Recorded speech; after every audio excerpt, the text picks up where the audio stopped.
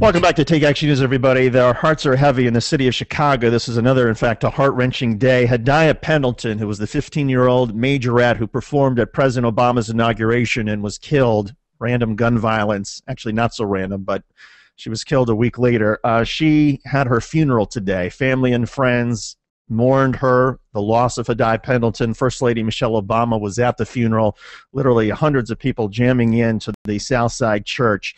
All of this, of course, has just reminded us of just how horrible the situation has been, particularly in the city of Chicago, with the amount of violence and gunfire, a number of teenagers and youngsters that are being killed.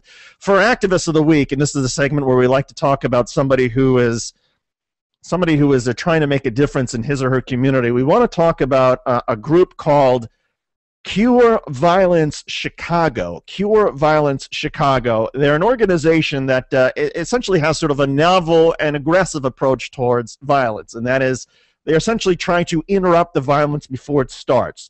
They have a three-pronged strategy, which is to detect and interrupt infectious events, and they treat this like it is sort of an infection. You have to treat it like it's a public health issue. They try to determine who is the most likely to cause the next infectious event and reduce the likelihood of this developing. And then they change the underlying social behavior and norms, the environmental conditions that allow this thing to fester. So it's a group that goes out and literally interrupts the people who may be prone to violence before it happens. And the Cure the Violence Chicago, there are a number of former gang members and people who are associated with gangs who are part of this, who started up this organization. And they know these communities, they know the people who are involved, and what they do is they go up on the streets or on the sidewalks when it looks like somebody may be up to no good, and they literally try to interrupt them. They try to stop the drug deal. They try to stop somebody and say, look, don't go shooting up people today. They literally try to identify and go and interrupt the violence before it happens. It's a courageous, incredibly courageous group.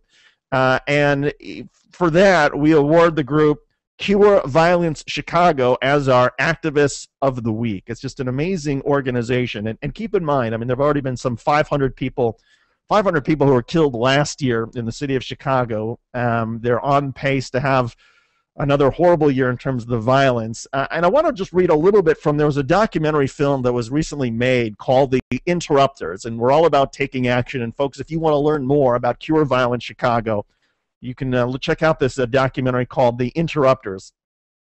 And what it does is it tells the story of three violence interrupters on the streets of Chicago, and it talks about the stubborn, persistent violence in our cities. And it was shot over the course of the year. And the symbol and the documentary talks about the organizers of this group that literally go out on the streets and try to interrupt violence before it happens. And it talks about the challenges that they face, the dangers that they face, the courage that it takes to go out there and do this. So for Activists of the Week, Cure Violence Chicago. And folks, there's so much that all of us can do to try to help. But joining us now on the phone to talk about Cure Violence Chicago and this amazing work that they do is Ameena Matthews. You can follow her on Twitter at Ameena Matthews with Cure Violence Chicago. Ameena, welcome to the program. Hey, how are you all doing? We're doing fine. So, Ameena, tell us a little bit about what a day is like for you when you go on the streets and literally try to interrupt violence before it happens. Oh, it's busy. They can still do what they do. They're good. They're good, Akila. We just wrapped up our Girl Scout meeting that we have on every other Saturday. But when I leave home after getting the kids together and getting myself together, we're just out there trying to, intercept and stop the transmission of violence. May it be something that happened in school, or may it happen, interpersonal from the night before at a house party or a club or whatever.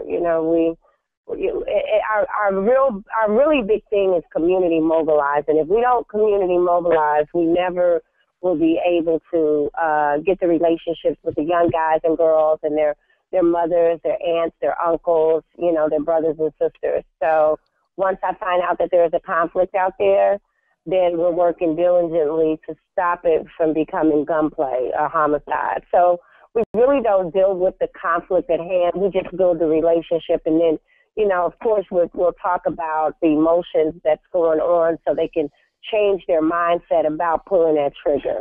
So you get the information on where a conflict has developed, you develop these relationships with the community, and then when you hear that there's been a conflict at a part or you're in school, then you actually go and you intercede. You go and talk to the people directly involved. Well, that's when it's a conflict, but I'm out there 24/7. You know, I'm out there as a mom, as a sister, as, you know, as a wife.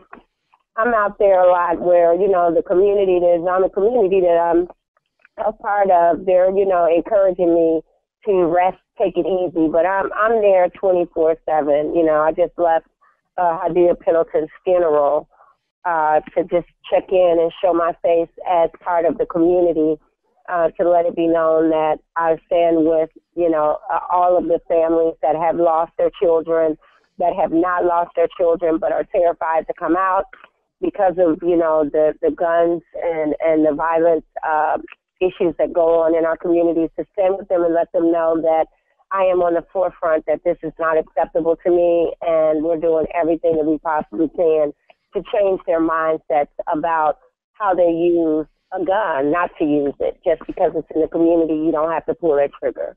And Ameena, what can people do to help Cure Violence Chicago?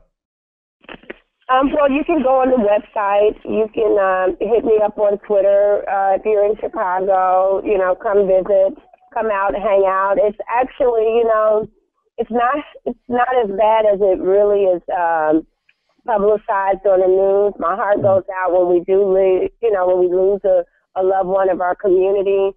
But we have to continue to bring action to show that we love our young youth, that we love our teenagers, that because you made a mistake, that's not the end of the world. We got it, Ameena. We got to end it there. Ameena with Cure Violence Chicago, thank you so much. You can follow her on Twitter at Ameena Matthews. Take Action News continues after this.